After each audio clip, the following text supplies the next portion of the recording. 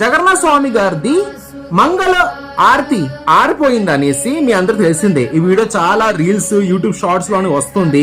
ఏదో అపశకునం అవబోతుంది, ఏదో గ్రహణం గాని మనుషులకి ఇబ్బంది పెట్టే ఏదో ఒకటి జరగబోతుంది అనేసి వీడియోస్ రీల్స్ ఈ షార్ట్స్ వస్తున్నాయి, మీ అందరికి తెలిసిందే. ఈ విషయంలో నన్ను కొంచెం మాట్లాడమని చెప్పారు సార్. ఈ విషయంలో మీరు ఏంటి ఒపీనియన్ ఇస్తారంటే ఒకటే మాట అంటున్నాను. మనందరూ చిన్నప్పటి నుంచి దెబ్బలు తినలేదా, ప్రాబ్లమ్స్ రాలేదా, ఇబ్బంది పడలేదా? ఫ్రాంక్లీ వర్డ్లు చెప్పాలంటే ఫెయిల్యూర్ అవ్వలేదా? ఫెయిల్యూర్ నేను అవ్వలేదా మనిషి అయితే నేను నమ్మను. ప్రతి ఒక్కడు లైఫ్ లో ఫెయిల్యూర్ కానీ, దెబ్బలు కానీ, సిక్నెస్ కానీ, ప్రాబ్లమ్స్ కానీ ఫేస్ చేస్తాడు. ఇంకా కొత్తగా రావడానికి ఏముంది చెప్పండి? ఏదో కొత్తగా రావడానికి ఏముంది? ఏదో పెద్ద ఆశ్చర్యం ఆ మంగళ ఆరతి ఆరిపోతే వస్తే ఫేస్ చేస్తాం. ఈ మాత్రం దానికోసం ఇబ్బంది పడి టెన్షన్ పడితే లాభం ఏంటి?